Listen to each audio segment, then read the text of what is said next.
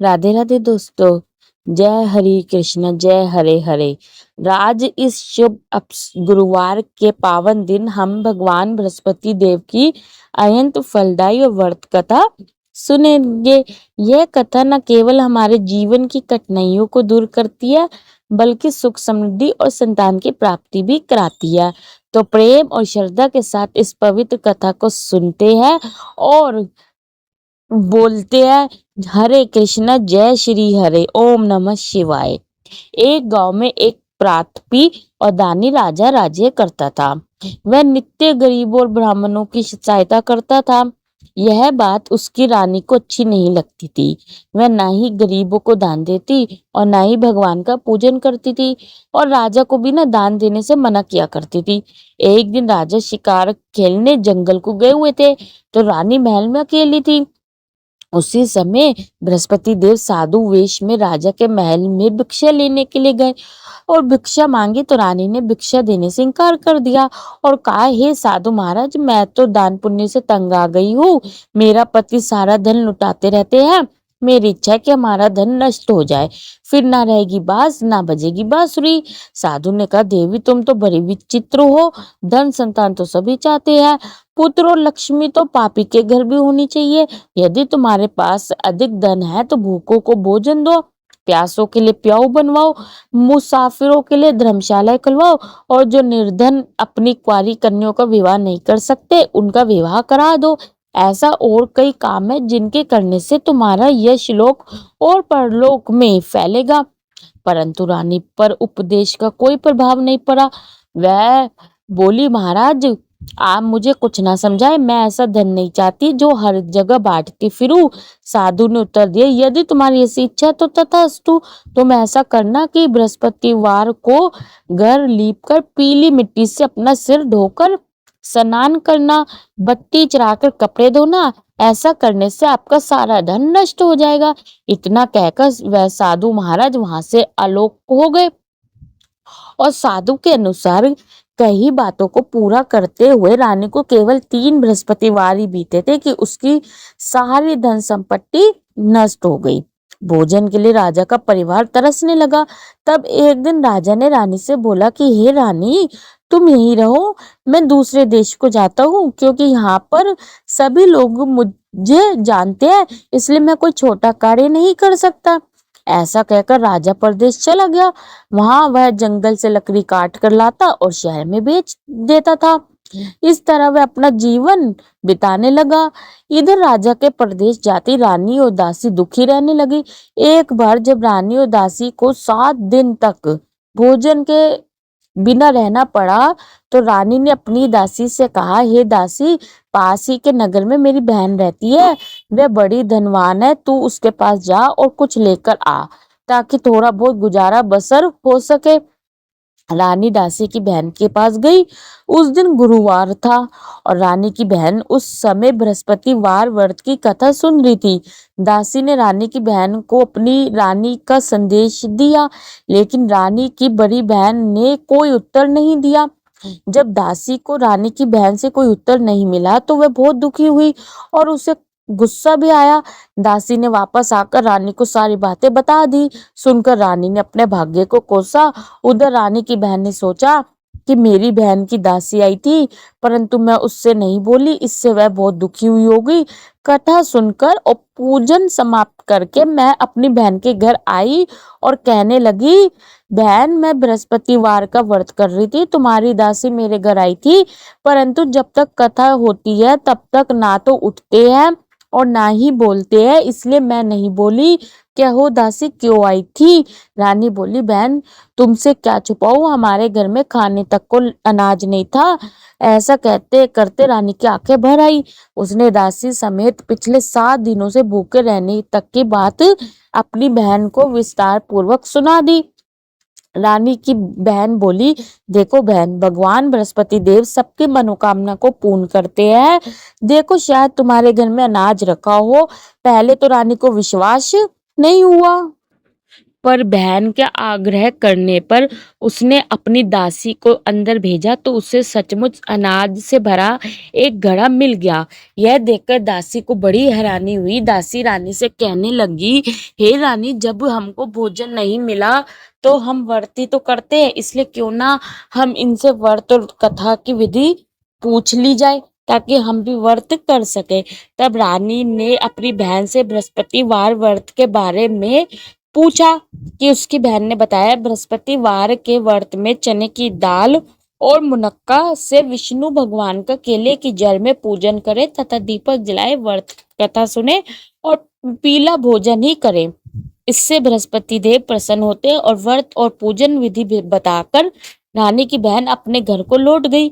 7 दिन बाद जब गुरुवार आया तो रानी और दासी ने व्रत रखा।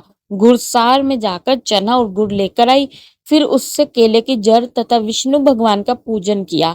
अब पीला भोजन कहाँ से लाए, इस बात को लेकर दोनों बहुत दुखी थी, क्योंकि उन्होंने व्रत रखा था, इसलिए बृहस्पति देव उनसे प्रसन्न थे।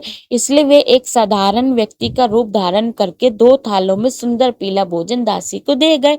भोजन पाकर दासी बहुत प्रसन्न हुई और फिर रानी के साथ मिलकर भोजन ग्रहण किया। उसके बाद वे सभी गुरुवार को व्रत और पूजन करने लगी।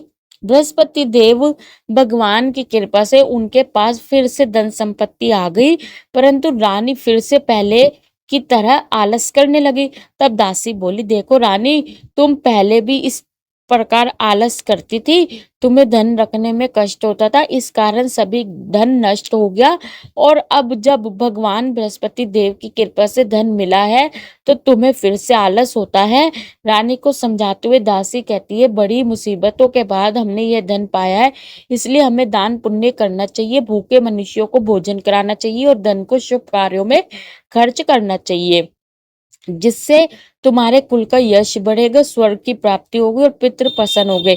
दासी की बात मानकर रानी अपना धन शुभ कार्यों में खर्च करने लगी, इस जिससे पूरे नगर में उसका यश फैलने लगा।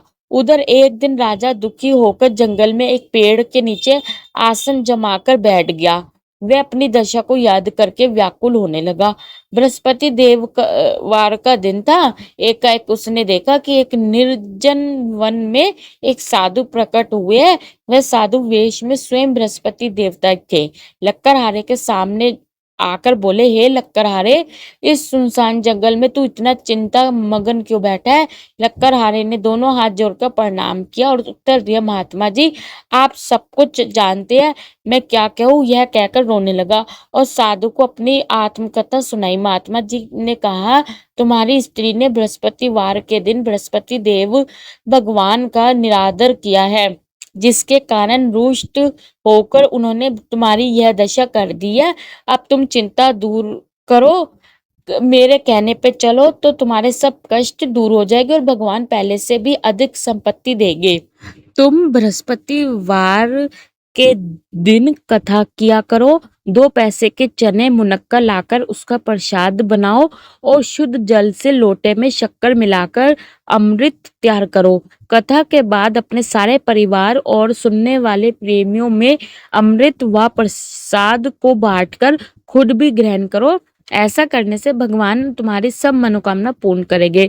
साधु के ऐसे वचन सुनकर लक्कड़हारा बोला, हे प्रभु, मुझे लकड़ी बेचकर इतना पैसा नहीं मिलता जिससे भोजन के उपरांत कुछ बचा सकूं। मैंने रात्रि में अपनी स्त्री को व्याकुल देखा है, मेरे पास कुछ भी नहीं है जिससे मैं उसकी खबर मंगा सकूं, और फिर मैं बृहस्पति देव की क्या कहानी सुनूं, मुझको तो कुछ भी मालूम नहीं है। साधु ने कहा, हे लक्कड़हारी, तुम किसी बात की चिंता मत करो, बृहस्पतिवार के दिन तुम रोजाना की तरह लकड़ियां लेकर शहर को जाओ, तुमको रोज की दुगना धन प्राप्त होगा, जिससे तुम भली भांति भोजन कर लोगे और बृहस्पति देव की पूजा का सामान भी आ जाएगा। बृहस्पति देव की कथा इस प्रकार है, सुनो। प्राचीन काल में एक ब्राह्मण रहता था। वह बहुत निर्धन था, उसकी कोई संतान नहीं थी। उसकी स्त्री बहुत मलिनता के साथ रहती थी। वह स्नान नहीं करती थी, किसी देवता का पूजन नहीं करती थी। इससे ब्राह्मण देवता बहुत दुखी थे। बेचारे बहुत कुछ कहते थे किंतु उसका कुछ परिणाम नहीं निकला। भगवान की कृपा से ब्राह्मण की स्त्री के कन्या रूपी रतन पैदा हुई। कन्या बड़ी होने पर प्राप्त स्नान करके विष्णु भगवान का जाप और बृहस्पतिवार का व्रत करने लगी।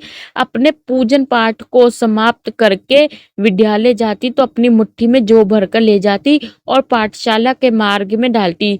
तब ये जौ स्वर्ण के हो जाती तो लौटते समय उनको बीन कर घर ले आती। एक दिन वह बालिका सूप में उस सोने की जौ को फटक कर साफ कर रही थी कि उसके पिता ने देख लिया और कहा, हे बेटी, सोने की जौ के लिए सोने का सूप होना चाहिए। दूसरे दिन बृहस्पतिवार था। इस कन्या के व्रत रखा और बृहस्पति देव से प्रार्थना करके कहा, मैंने आपकी पूजा सच्चे मन से की है तो मेरे लिए सोने का सूप दे दो। बृहस्पति देव ने उसकी प्रार्थना स्वीकार कर ली। रोजाना की तरह वह कन्या जौ फैलाती हुई जाने लगी। जब लौटकर जो बिन रही थी तो बृहस्पति देव की कृपा से सोने का सूप मिला। उसे वह घर ले आई और उससे जौ साफ करने लगी, परंतु उसकी माँ का वही ढंग रहा। एक दिन की बात है कि वह कन्या सोने के सूप से जौ साफ कर रही थी। उस समय उस शहर का राजपुत्र वहां से होकर निकला। इस कन्या के रूप और कार्य को देखकर मोहित हो गया और अपने घर आकर भोजन और जल त्याग कर उदास होकर लेट गया। राजा को इस बात का पता लगा तो अपने प्रधानमंत्री के साथ उसके साथ गए और बोले, हे बेटा, तुम्हें किस बात का कष्ट है? किसी ने तुम्हारा अपमान किया है अथवा और कोई कारण हो तो सो कहो, मैं वही कार्य करूंगा जिससे तुम्हें प्रसन्नता हो। अपने पिता की राजकुमार ने बातें सुनी तो वह बोला, मुझे आपकी कृपा से किसी बात का दुख नहीं है, किसी ने मेरा अपमान नहीं किया है, परंतु मैं उस लड़की से विवाह करना चाहता हूँ जो सोने के सूप में जो साफ कर रही थी। यह सुनकर राजा आश्चर्य में पड़ गया और बोला, हे बेटा, इस तरह की कन्या का पता तुम ही लगाओ, मैं उसके साथ तेरा विवाह अवश्य ही करवा दूंगा। राजकुमार ने उस लड़की के घर का पता बताया। तब मंत्री उस लड़की के घर गए और ब्राह्मण देवता को सभी हाल बताया। ब्राह्मण देवता राजकुमार के साथ अपनी कन्या का विवाह करने के लिए तैयार हो गए तथा विधि विधान के अनुसार ब्राह्मण की कन्या का विवाह राजकुमार के साथ हो गया। कन्या के घर से जाते ही पहले की भांति उस ब्राह्मण देवता के घर में गरीबी का निवास हो गया। अब भोजन के लिए भी अन्न बड़ी मुश्किल से मिलता था। एक दिन दुखी होकर ब्राह्मण देवता अपनी पुत्री के पास गए। बेटी ने पिता की दुखी व्यवस्था को देखा और अपनी माँ का हाल पूछा। तब ब्राह्मण ने भी अपनी सभी हाल कहा। कन्या ने बहुत सा धन देकर अपने पिता को विदा कर दिया। इस तरह ब्राह्मण का कुछ समय तो सुखपूर्वक व्यतीत हुआ। कुछ दिन बाद फिर वही हाल हो गया। ब्राह्मण फिर अपनी कन्या के यहाँ गया और सारा हाल कहा तो लड़की बोली, हे पिताजी, आप माताजी को यहाँ ले आओ, मैं उन्हें विधि बता दूंगी जिससे उनकी गरीबी दूर हो जाएगी। स्त्री को जाकर लेकर पहुंचे ब्राह्मण देवता तो अपनी माँ को समझाने लगी कि हे माँ, तुम प्रातःकाल प्रथम स्नान आदि करके विष्णु भगवान का पूजन करो तो जब दरिद्रता दूर हो जाएगी। परंतु उसकी माँ ने एक भी बात नहीं मानी और प्रातःकाल उठकर अपनी ही पुत्री के बच्चों की जूठन को खा लिया। इससे उसकी पुत्री को भी बहुत गुस्सा आया। उसने एक रात को एक कोठरी से सारा सामान निकाला दिया और अपनी माँ को उसमें बंद कर दिया। प्राप्त का उसमें से उसे निकाला तो स्नान आदि करा के पूजा पाठ करवाया तो उसकी माँ की बुद्धि ठीक हो गई। इसके बाद वह नियम से पूजा पाठ करती और प्रत्येक बृहस्पतिवार को व्रत कर रखने लगी और प्रत्येक बृहस्पतिवार को व्रत रखने लगी। इस व्रत के प्रभाव से उसके माता और पिता बहुत ही धनवान और पुत्रवान हो गए और बृहस्पति देवता के प्रभाव से इस लोक के सुख को भोगकर अंत में स्वर्ग को प्राप्त हुए। इस तरह कहानी कहकर साधु देवता वहां से अंतर्ध्यान हो गए। धीरे धीरे समय व्यतीत होने पर फिर वही बृहस्पतिवार का दिन आया। लकड़हारा जंगल से लकड़ी काटकर किसी शहर में बेचने गया। उसे उस दिन और दिन से अधिक पैसा मिला। राजा ने चना गुड़ आदि लाकर गुरुवार का व्रत किया। उस दिन से उसके सभी क्लेश दूर हो गए। परंतु जब दोबारा गुरुवार का दिन आया तो बृहस्पतिवार का व्रत करना भूल गया। इस कारण बृहस्पति भगवान नाराज हो गए। उस दिन उस नगर के राजा ने विशाल यज्ञ का आयोजन किया था तथा शहर में यह घोषणा करा दी गई थी कि कोई भी मनुष्य अपने घर में भोजन ना बनवाए, ना आग जलाए। समस्त जनता मेरे यहाँ भोजन करने आए। इस आज्ञा को जो ना मानेगा उसे फांसी की सजा दी जाएगी। इस तरह की घोषणा संपूर्ण नगर में करवा दी गई थी। राजा की आज्ञा के अनुसार शहर के सभी लोग भोजन करने के लिए, लेकिन लकड़हारा कुछ देर से पहुंचा, इसलिए राजा उसको अपने साथ घर ले गया और जाकर भोजन करा रहे थे तो रानी की दृष्टि उससे खूंटी पर पड़ी जिस पर उसका हार लटका हुआ था, वह वहां पर दिखाई नहीं दिया। रानी ने निश्चय किया कि मेरा हार इस मनुष्य ने चुरा लिया है। उसी समय सिपाहियों को बुलाकर उसको कारागार में डलवा दिया। जब लकड़हारा कारागार में पड़ा गया और बहुत दुखी होकर विचार करने लगा कि ना जाने कौन से पूर्व जन्म के कर्म से मुझे यह दुख प्राप्त हुआ है, और उसी साधु को याद करने लगा जो जंगल में मिला था। उसी समय तत्काल बृहस्पति देव साधु के रूप में प्रकट हुए और उसकी दशा को देखकर कहने लगे, अरे मूर्ख, तूने बृहस्पति देव की कथा नहीं करी, इस कारण तुझे दुख प्राप्त हुआ है। अब चिंता मत कर, बृहस्पतिवार के दिन कारागार के दरवाजे पर 4 पैसे पड़े मिलेंगे, उनसे तू बृहस्पति देव की पूजा करना, तेरे सभी कष्ट दूर हो जाएंगे। बृहस्पतिवार के दिन उसे 4 पैसे मिले।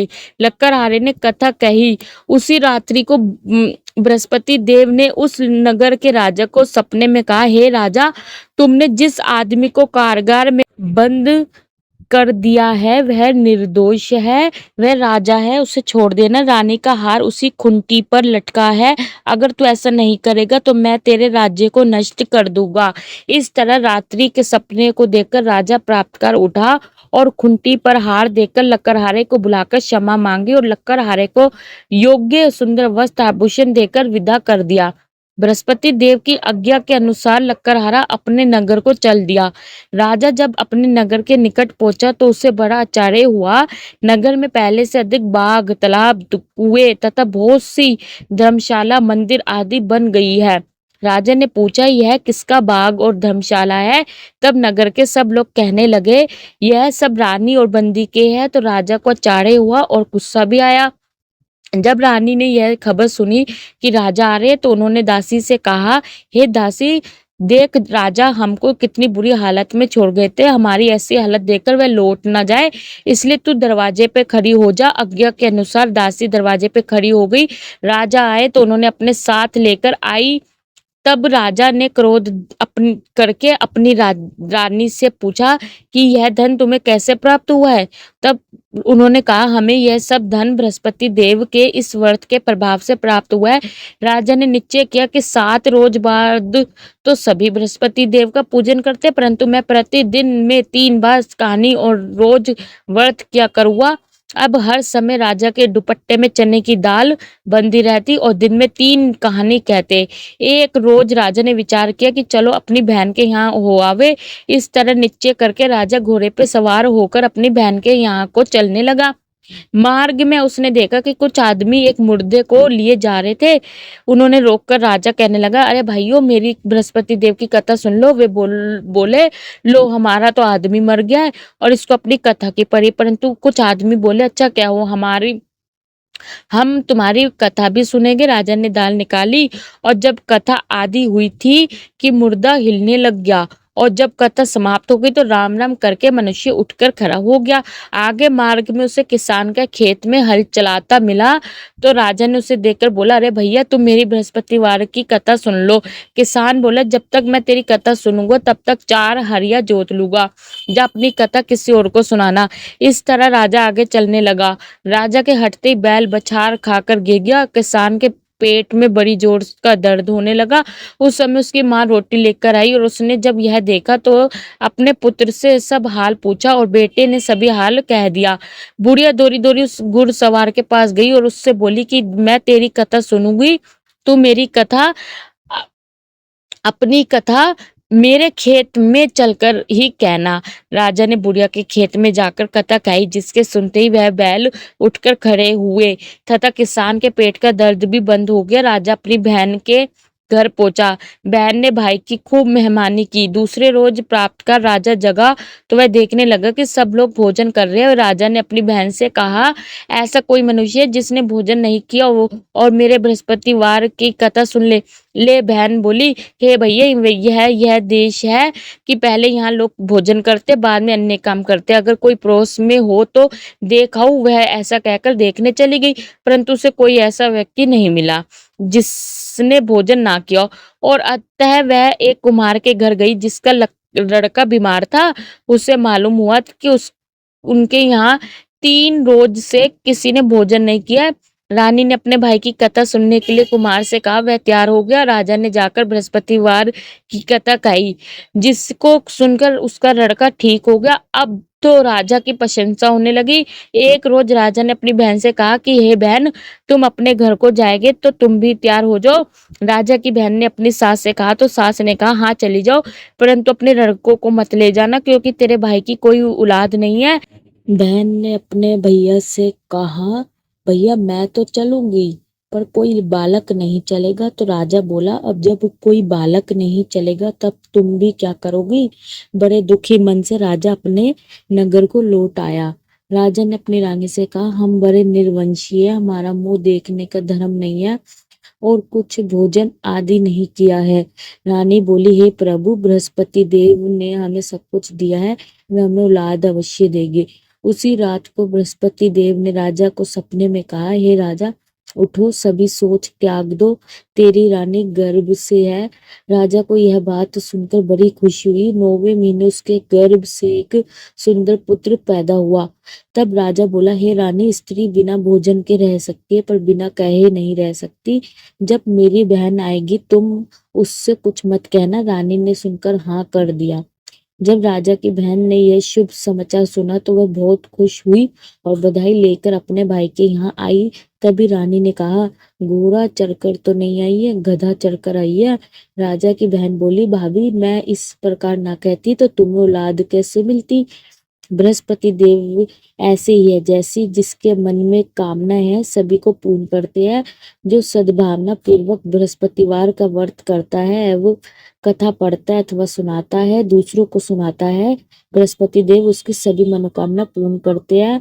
बृहस्पति देव उनकी सदैव रक्षा करते। जो संसार में सद्भावना और सच्चे हृदय से बृहस्पति देव का पूजन करते हैं, उनकी सभी मनोकामना उसी प्रकार पूर्ण होती है जैसे राजा और रानी ने बृहस्पति देव की कथा का गुणगान किया।